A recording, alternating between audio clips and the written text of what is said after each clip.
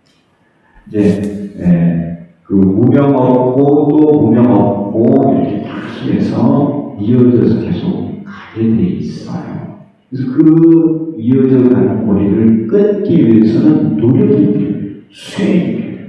그래서 무명을 깨야 되고요. 생로병사로부터 벗어나서 그 업이 남아있으면 그 업에 대한 생로병사를 또 겪어야 돼요. 업을 없애야 돼. 그러니까 업을 없앴는데 무명이 남아있으면 이 무명이 또 업을 만들어야 돼. 그러니까 무명을 또 없애야 돼. 근데 무명고가 다 없어져야 돼. 그래서 이 불은 직접적으로 고통을 의미하지만은 그 고통을 일으키는 이 무명과 업도 다 같이 불로서 비유되고 있다. 이해하셨나요? 네. 우리가 지금 인간으로 태어났죠? 인간으로 살고 있어요. 그런데 이게 그냥 인간으로 그냥 툭 태어난 게 아니라 전생에 인간으로 태어날 업을 지은 거예요. 그리고 그 업은 또 무명에 의해서 그 업을 짓게 돼요. 그래서 이 견성이라는 업이 있어요. 견성이라는 업. 이 업으로 인해서 업을 짓고, 견성이라는 미움이 있죠. 견성으로 인해서 업을 짓고, 그리고 이제 인간으로 태어나서 이렇게 생명생을 겪고 있는 거예요. 육도, 지옥주생하게 하시는 천사. 이 세 개의 중생들은 견성, 진성, 무명옥, 모든 무명옥이 있어. 무명옥이 있고, 또 그 업이 있고, 그래서 이렇게 생로병사를 겪고 있는 거예요. 이게 불타는 집으로 표현이 되고 있어요. 여기서 말하는 화태, 그 집은, 불타는 집은 육도의 세계예요. 육도, 지옥축생 아게 할 수 있는 천상. 우리는 인간의 집에 이렇게 살고 있는 것이죠. 인간, 지옥의 집이 있고, 축생, 아기, 또 아수라, 인간 천상의 집이 있어요. 우리는 인간의 집에 살고 있는 거예요. 이 화택의 비유는 지금, 이제 육도의 집을 다 말을 하는 거예요. 500인이 살고 있다고 했는데, 500인이 의미하는 게 5도인데, 지옥 축생 아기, 인간 천상이에요. 아수라이고. 근데 이게 또 안에 있는 거예요. 이 화택은, 이 집은 육도의 세계를 말한다. 또 이 세계를 욕계, 색계, 무색계. 그래서 3계로도 말을 해요. 3계. 욕계, 색계, 무색계. 우리는, 인간은 욕계예요, 욕계. 욕계에 살고 있는 거예요. 그래서, 이 화택, 불은 이 육도에 사는 중생들이 겪는 고통이다. 그래서, 무명, 견사업, 진사업, 무명, 모든 것을 포함한 그 무명, 이 무명으로 업을 진리에 어긋나는 행을 했다. 그 업으로 인해서 생도병사를 겪고 있는 거예요. 그걸 이제 불타는 집에 비유를 하는 거예요.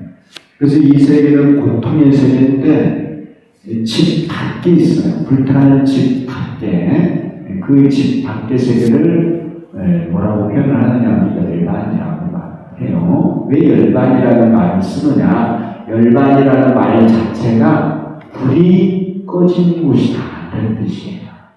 그러니까 불타는 집이 있고 그 집 밖은 뭐라고요? 열반이다. 산스크리트로 열반, 니르바나야. 니르라는 말이 끄다라는 말이고 바나라는 말이 불이라는 말이에요. 니르바나라는 게 불을 끄다 이런 뜻이에요. 불이 꺼진 거예요. 불타는 집이 있고 불타는 집 밖은 안전한 곳, 불이 꺼진 곳, 그곳은 시원한 곳. 그래서 청량 이렇게도 표현을 해요. 그 열반의 뜻이 청량. 무슨 말인지 아시죠? 우리 음료도 청량 음료가 있죠. 청량 음료를 언제 마셔요? 더운 여름에 마시죠? 여름에 뜨거울 때 시원하게 마시는 음료가 청량 음료야. 청량이라는 말이 불교에서 쓰는 말이에요, 원래. 열반이라는 뜻이에요. 또, 이 열반을 어떻게도 번역을 하느냐면 적정 이렇게도 표현을 해요. 고요하다. 불타고 그러면은 그 안에서는 소리도 내고 막 불타는 사람의 모습을 보고 막 살려달라고 소리 지르잖아요. 고통 때문에. 그리고 시끄럽고 혼란스러운 것입니다. 불타는 모습. 그런데 불타는 집 밖은 고요하고 안전하고, 그래서 적정이라는 표현도 써요. 그것도 열반의 해석이에요. 니르바나라는 말은 음역을 한 거예요. 소리 나는 대로 쓴 말이 니르바나, 열반이 것이고, 그 열반을 풀이를 하면은 이렇게 청량, 적정, 안온 이런 뜻이 된다는 겁니다. 그래서 이 불타는 집이 있고 불타는 집 밖에 안전한 곳이 있어요. 그렇죠? 이게 이제 거리가 있어. 거리가 있어서 이동을 해야 돼. 불타는 집에서 시원한 곳으로 이동을 해야 돼. 이동을 할 때 필요한 게 뭐예요? 탈 것이 있어야 되죠.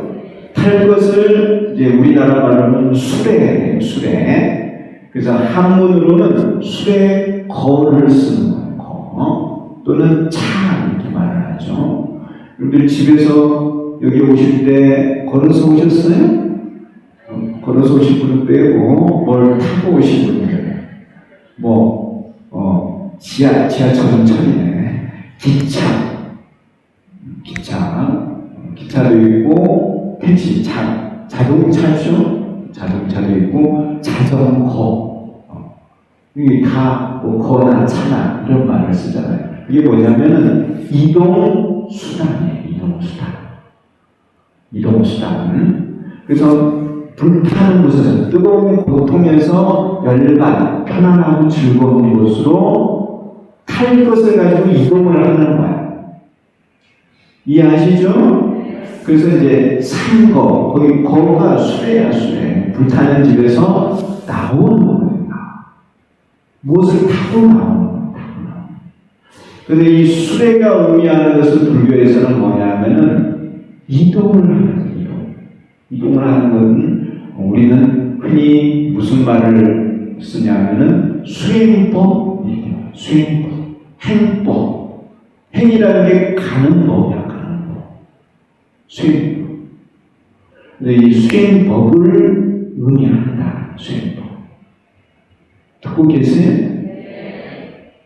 저도 여러분들한테 수준에 맞춰서 말씀드리고 있어요. 근데 이 법화경은 사실 알고 보면 그게 어려운 내용이 아니에요. 저도 이제 되도록이면 쉽게 여러분들한테 말씀을 드리는 거예요.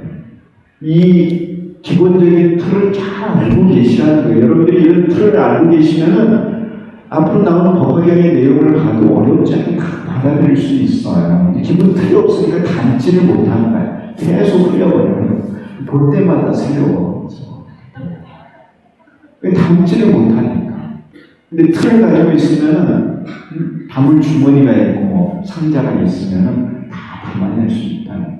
그것도 골라서 잎은 잎대로 열매는 골라서 담아낼 수가 있다. 어쨌든 이동하는 거예요. 이동하는 것이 또 조금 달라요. 행법이 조금 달라요. 우선 이제 성문의 행법이 있고 영각의 행법이 있고 그리고 고살의 행법이 있어요. 고살의 행법이. 그래서 성문의 행법을 사성제 가운데 도품이라고도 말을 해요. 도품이라는 표현을 쓰는데 37도품인데 37가지 행법이 있어요. 근데 그 37가지 행법 가운데 대표적인 게 뭐냐면은 사념처라는 수행이 있어요. 성문들은. 그러니까 이제 사념처 이런 거는 몰라도 되는데 사성제를 여러분들이 많이 들어보셨을 거예요. 사성제가 고진멸도예요. 이 고진멸도의 끝에 이 도가 바로 도품이에요. 도제. 그래서 이 도품의 수행을 성문들이 하는 거예요. 그래서 성문들은 이 도품과 37개 가운데 앞에 4개가 사념처인데 사념처 수행을 준 거예요. 사념처라는 신수신법을 관하는 거예요. 그래서 그런 자세한 내용까지는 모른다 하더라도 성문들은 사성제의 수행을 한다. 이것은 알고 계셔야 돼요. 이 법화경에서도 제영도 이렇게 표현을 했어요. 형용으로. 그 제는 사제 또는 도제예요. 사제. 연은 12연기예요. 도는 육바라밀을 말해요. 자, 성문들이 하는 행법, 성문들이 이제 그 불타는 집에서 열받으러 가는 그 행법은 도품입니다. 사성제. 자, 잘 듣고 계시죠? 그리고 이 연각이 있어요. 연각이 이렇게 나오는 방법은, 불타는 집에서 나오는 방법은 뭐냐면 12연기관이에요. 연기관. 12연기예요. 연기를 깨달아서 영각 이렇게 말을 하는 거예요. 이들이 이제 주로 하는 거는 무명을 바로 깨는 수행이에요. 관을 통해서 12연기. 그래서 이 영각들이 하는 것은 12연기관이라는 거. 그리고 이제 보살이 나오는 방법이 있어요. 보살은 어떤 방법으로 나오느냐 하면은 육바라밀이라는 방법을 써요. 육바라밀 많이 들어보셨을 텐데, 보시, 지계, 이욕, 정진, 선정, 지혜, 이 6가지 법을 통해서 나오는 겁니다. 그래서 이 육바라밀 그러는데, 이 바라밀이라는 말이 무슨 뜻이냐면 파라미타인데, 오늘도 우리가 반야심경을 하셨는데 바라밀다죠. 바라밀다가 파라미타예요. 파라라는 말은 뭐냐면은 그 건너간다 이런 뜻이에요. 그러니까 건너다 이런 뜻이에요. 건너다. 있다라는 말이 가다 이런 뜻이에요. 가다. 파라는 이제 초월하다 이런 뜻이 있는데, 초월해서 간다 또는 건너간다. 이 물을, 흘러가는 강물을 건너가는 것을 파라미타예요. 파라미타. 바라밀이라는 것은 건너간다는 거예요. 이 불타는 집에서 불이 없는 시원한 곳으로 건너간다. 이런 게 바라밀이에요. 그 보살은 이 6가지를 통해서 건너가는 거예요. 아셨나요? 네, 다 가는 법이야. 행법이에요. 비록 이렇게 방법은 다르지만은 건너가는 건 다 똑같다.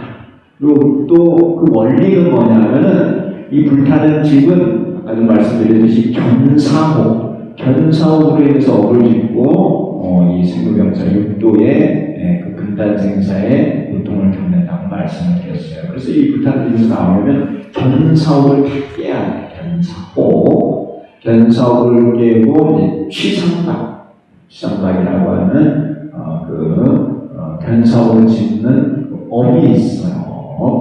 그 업을 깨는 거예요. 두 개를. 그래서 이제 도달하는데, 그 도달하면서 이제 깨닫는 진리가 공이에요.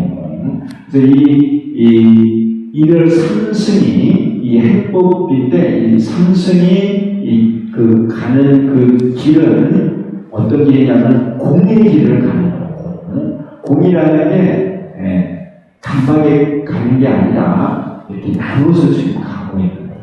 그래서 공을 건너가는데 꽤 이렇게 그 행법이 필요해요. 꽤 가야 돼. 그래서 제7 화상물품에 보면은 300유순을 가야 된다 그래요. 300일 동안을 당나귀를 타고 가는 거리예요. 300일 동안을. 그 정도의 거리가 공을 깨닫는 거리예요. 그래서 이제 성문의 사과가 있어요. 수다원, 사담, 아람, 아란. 이 사과가 공을 깨달아가는 단계예요. 공을 건너가고 있는 거야. 불타는 집에서 불이 없는 시원한 곳으로 가는 단계라고. 그래서 어쨌든 사성제든 12연기든 육바라밀이든 이들이 이제 수행을 통해서 깨달아가는 진리는 뭐라고요? 공인의 진리다. 공인의 진리를 다 깨달으면은 불타는 집에서 다 나가는 거야. 문 밖으로 가는 거야. 이해하셨죠? 그래서 이제 밖을 나가면은 성문 아란이 됐다, 격지불이 됐다, 이런 표현을 쓰는 겁니다. 그래서 이제 여기 불과 수레가 왜 등장하는지를 제가 설명을 하는 거예요. 불타는 집, 고통이 있고 불이 꺼진 적정멸반 안온의 세계가 있어요. 그곳으로 수레를 타고 건너간다는 거예요. 그리고 비유 때문에 불타는 집과 수레로서 그래서 비유를 쓰신 거다. 그러니까 수행을 한다는 것은 수레를 타고 가는 거야. 수레를 잘 타고 가고 계시나요?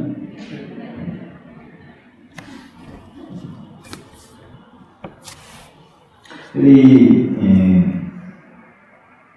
인간 사회에도 차를 운전을 하려면 뭐가 있어야 돼요?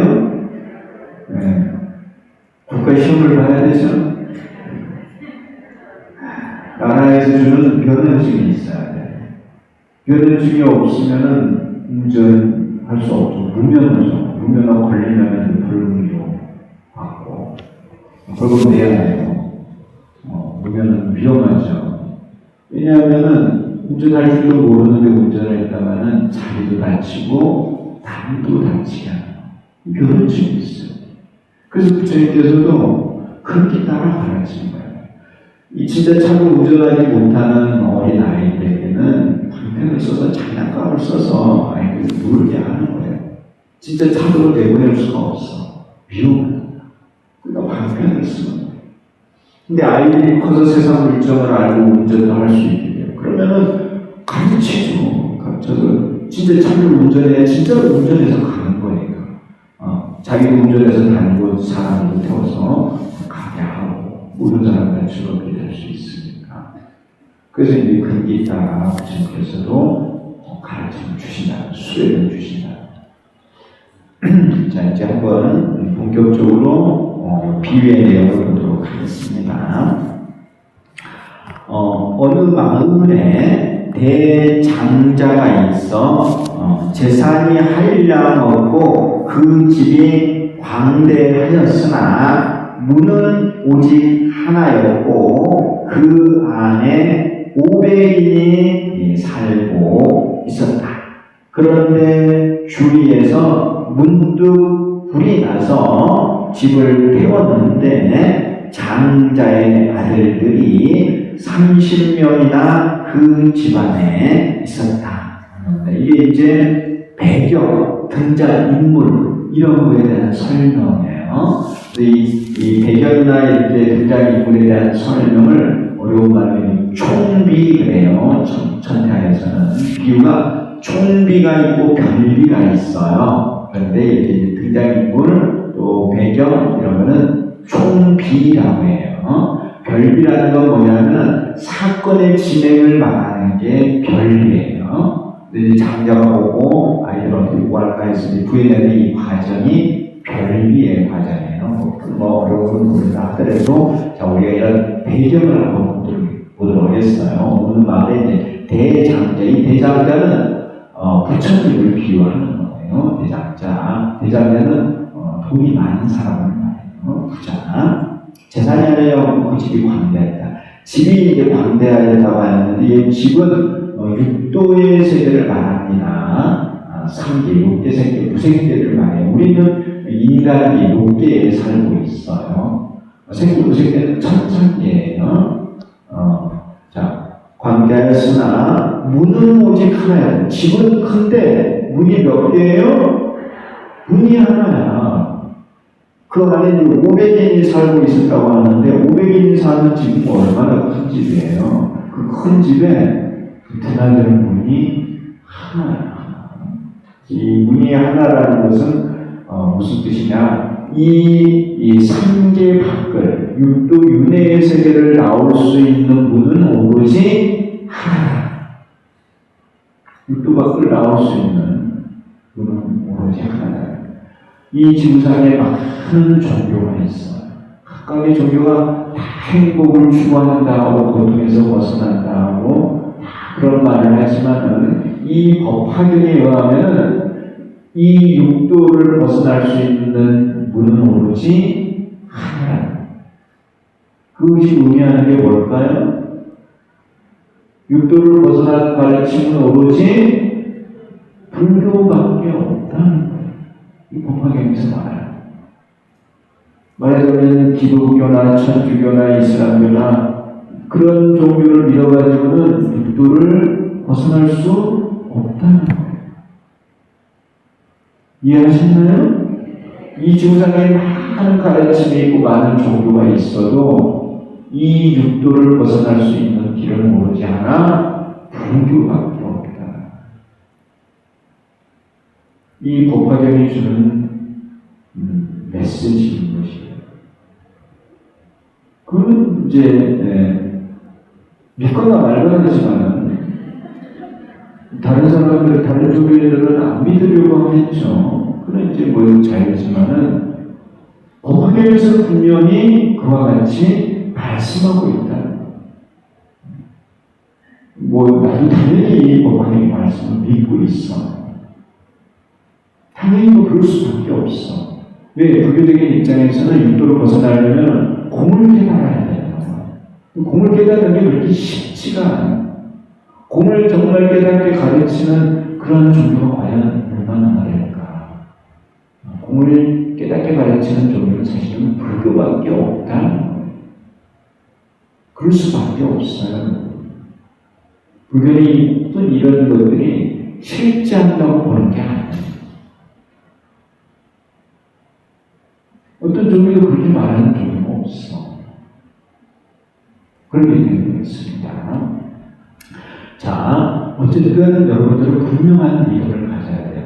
우리가 이 고통, 이 불타는 집에서 나오기 위해서는 불교를 믿어야 된다는 것을 분명히 여러분들은 믿으셔야 돼요. 제 말씀 아시겠어요? 불타는 집에서 나오기가 가장 중요해. 여러분들 생각을 해보세요. 집에 갑자기 불이 났어. 가장 급한 건 뭐예요? 응? 근데 뭐 다른 게 급하다고 말할 수도 있겠죠. 빨리 벗어나는 게 중요하죠. 나뿐만 아니라 그 안에 있는 사람들이 같이 빨리 벗어나야 되는 거죠. 그것이 가장 중요해요.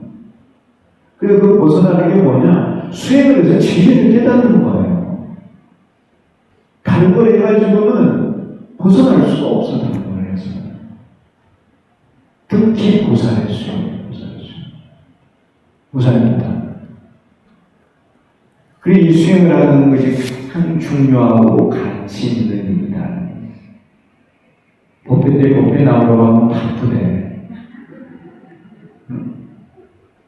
안거하라고 바쁘고. 내가 볼 때는 하나도 안 바빠, 밖에.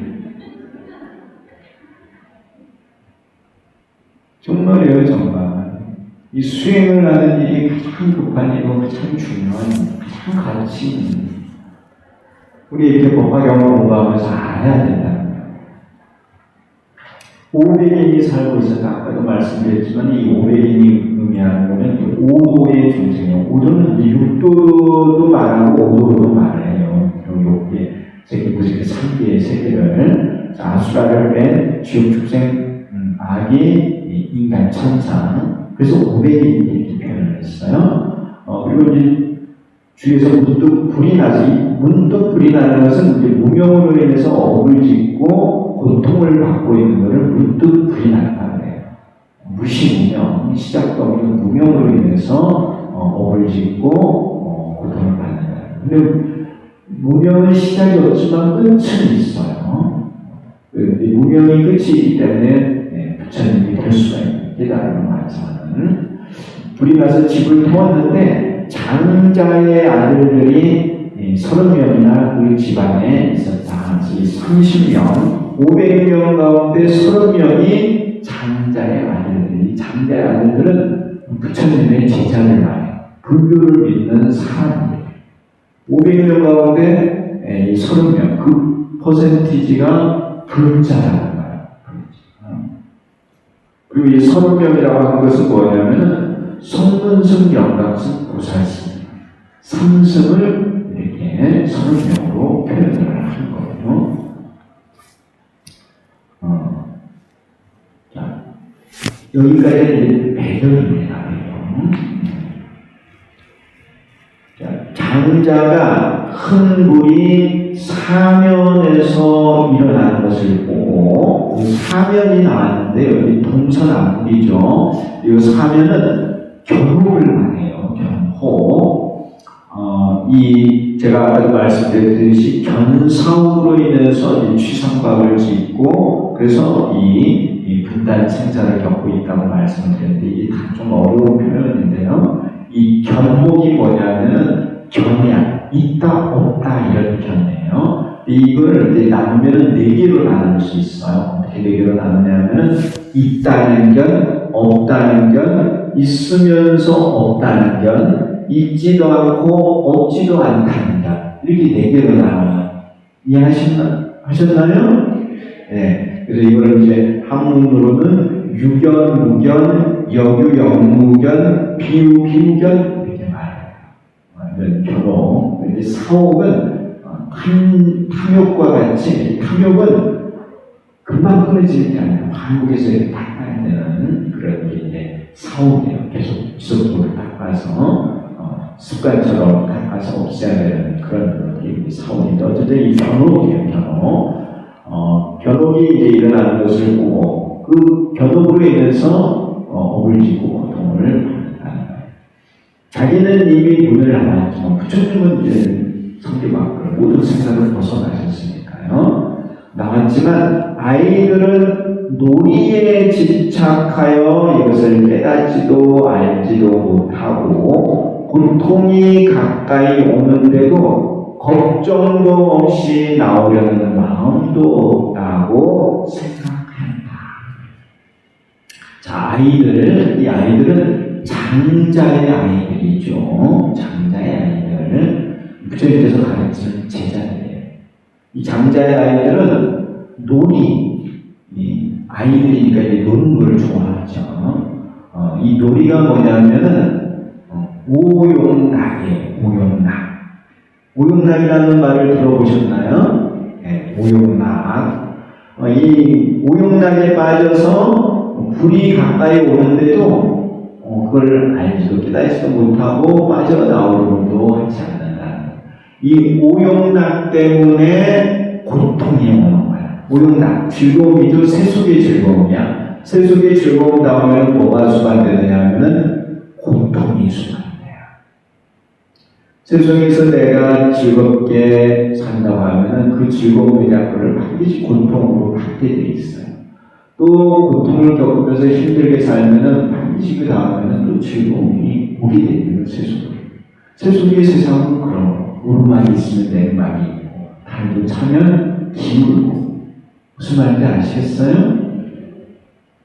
세속의 모습은 그렇다는 거예요. 아이들이 오용락이 수식명제색이야.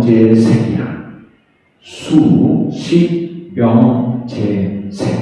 여기에 빠져있다. 이것 때문에 이제 나중에 고통을 받게 되는데, 수는 잠자는 거예요. 잠자는 곧 게으르는 거지. 게으름이에요. 잠 많이 자는 사람은 게으른 사람이죠. 어제가 무슨 날이었어요? 어제 기억 안 나요? 7월 7석이었죠? 네. 7석 그 부분 잘 올리셨나요? 네.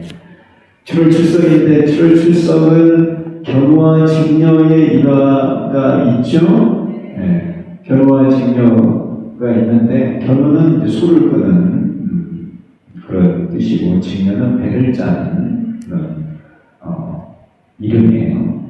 견우 직녀가 결혼을 했어요. 결혼하기 전에는 열심히 산 거야.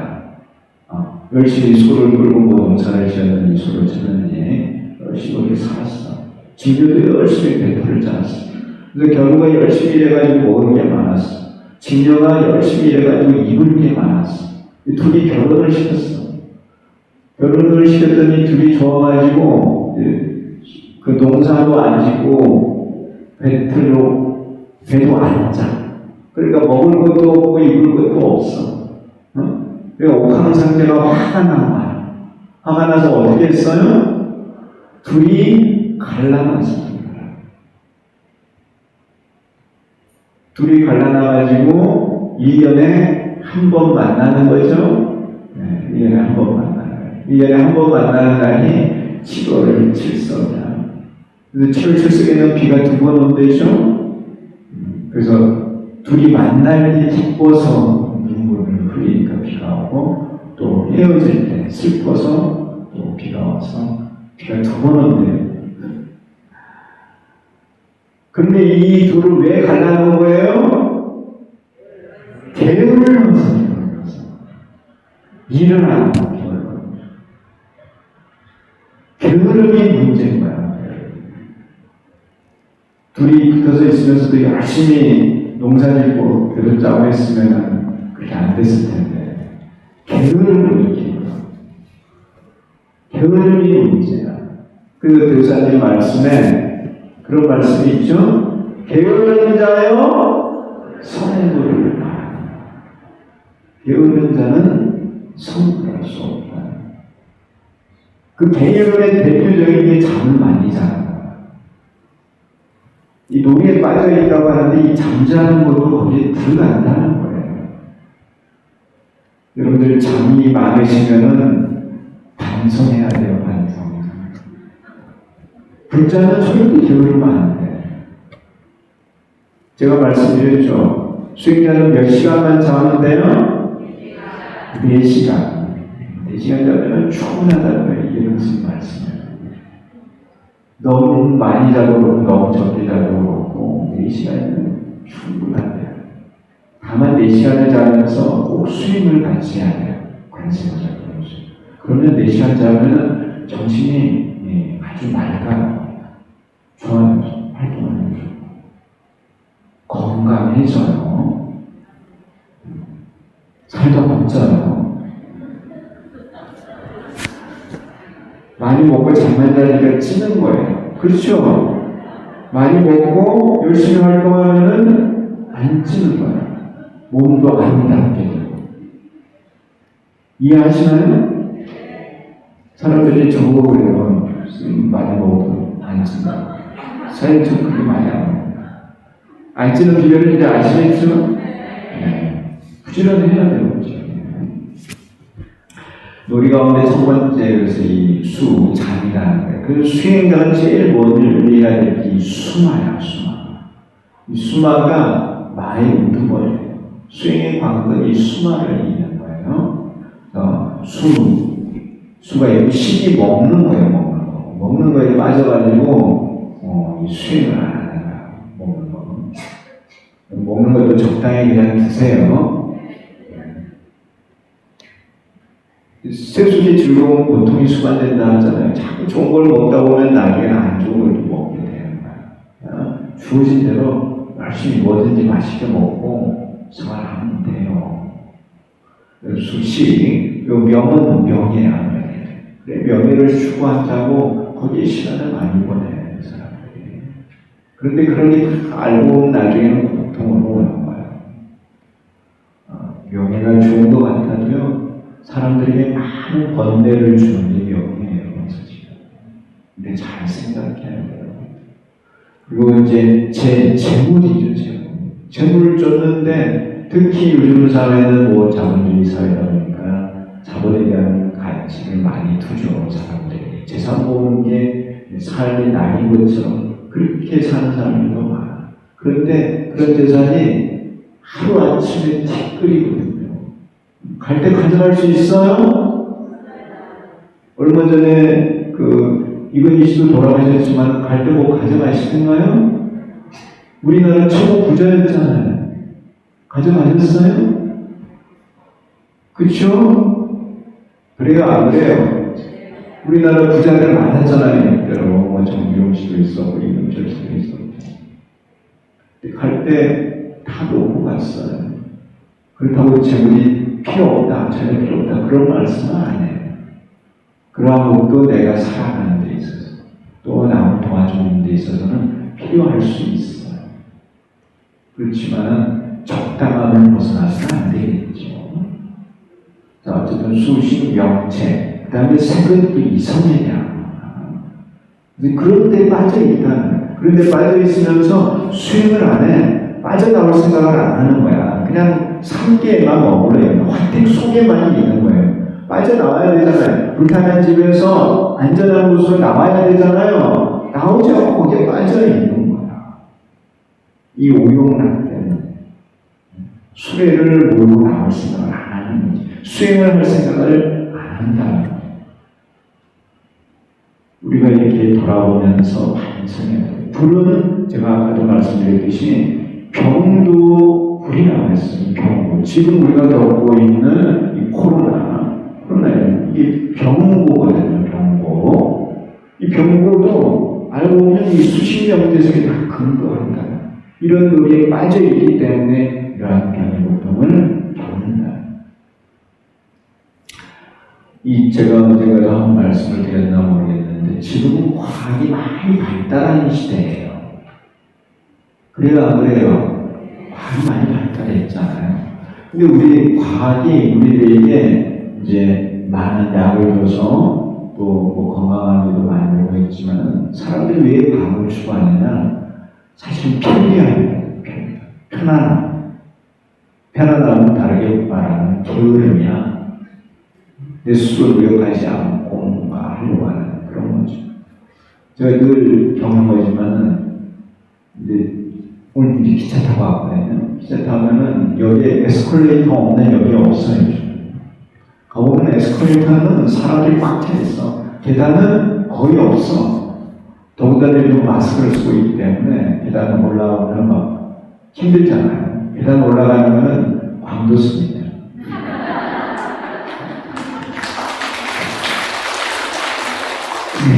마스크를 쓰고 있으면은 막 이제 다 올라오면 막 그래서 마스크를 벗을 수도 없고 역사 안에서.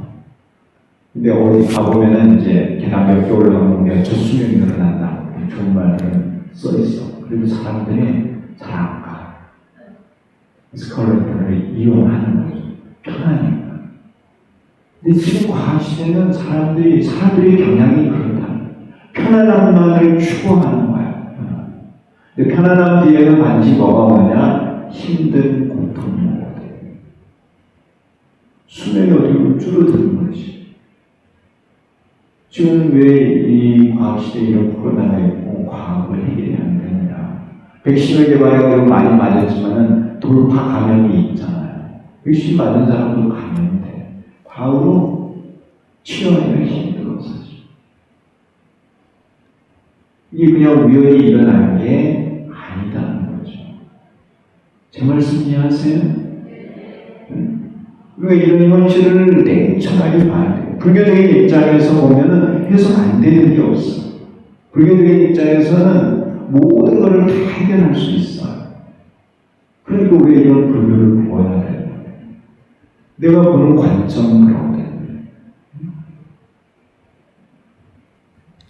우리 이런 학태에 비유해서 왜 사람들이 불타는 고통을 겪느냐?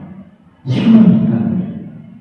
왜 병고를 겪느냐? 이유가 있어. 그런데 그런 이유를 생각하고 그 근원을 해결하려고 노력하는 사람은 별로 없다는 거죠. 다 편하게만 살려고 해요.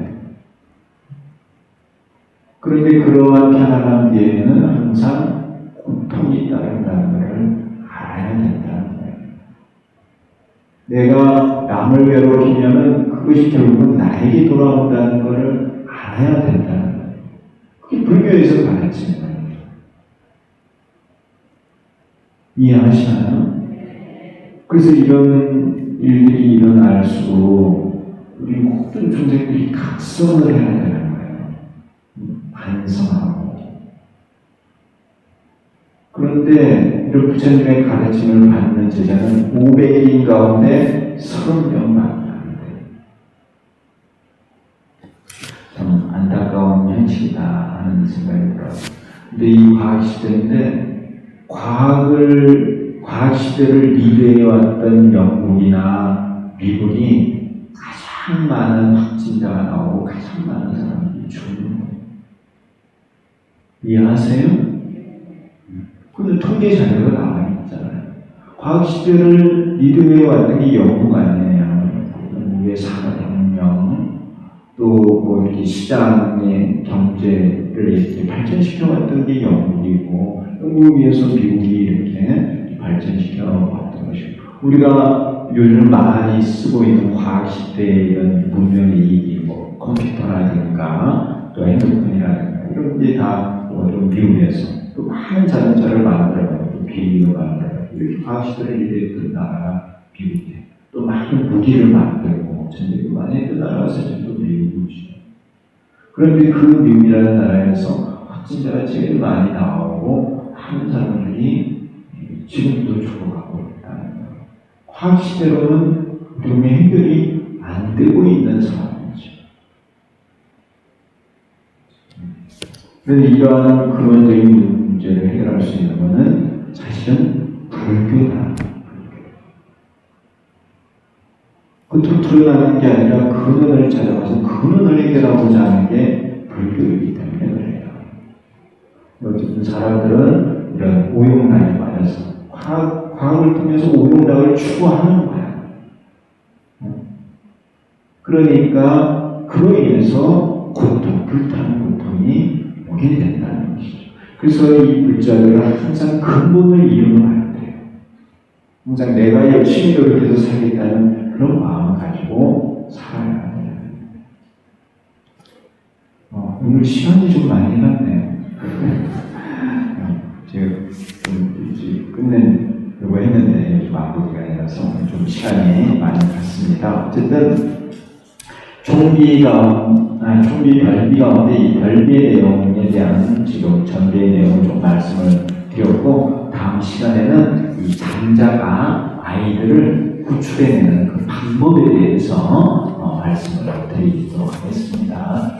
어쨌든 여러분들 이 4차례 유행이 되고 있는데 항상 건강에 유의하시고 어딜 가도 꼭 마스크 잘 쓰시고, 마스크보다 더 중요한 거는 뭘까요? 항상 마음으로 관세음보살을 부르는, 항상 마음속으로. 마스크보다 더 중요해요? 특히 사람들이 있는데 많이 갈 때는 항상 관세음보살 가시죠. 항상 마음속으로 그렇게 가시면은 좀 마음도 편안해지고 두려움도 없어지고 실제로 방어하게 돼요. 그러니까 마음속으로 관세음보살 연구를 하고 그렇게 다니시기 바랍니다. 늘 건강하시고 또 앞으로 열심히 하시고 다음 시간에 뵙도록 하겠습니다. 감사합니다.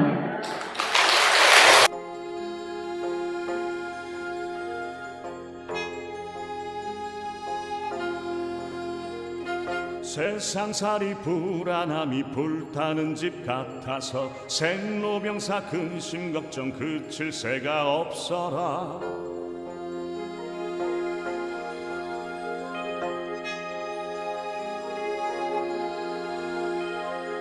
그 속에 중생들 세상 용락 깊이 들어 오직 구호하니 부처님 뿐이시라.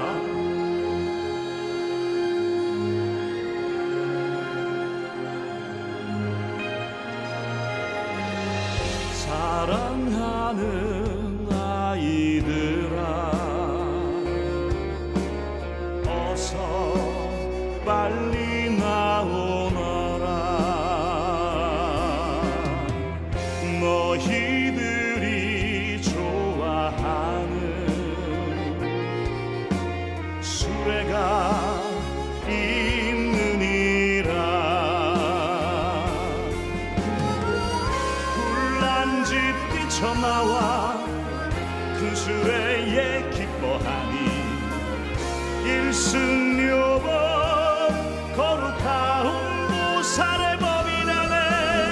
묘법영화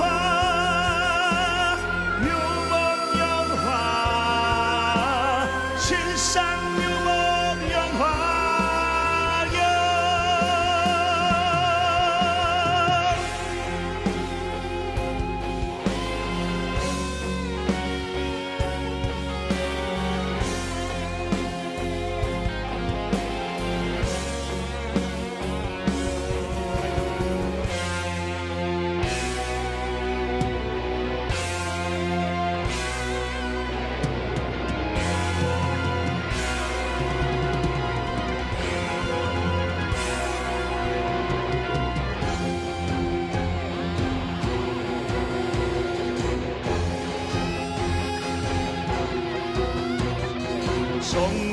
천일 법문 듣고 법을 따라 태어나 참된 불자 다시 되어 일승법을 가졌으니 나도 필경 성불하여 정상인간 공경받고 무상법륜 굴리어서 보살교화하리이다.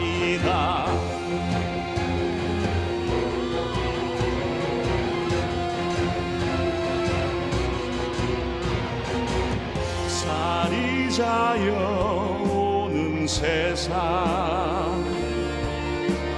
성불하신 높은 세조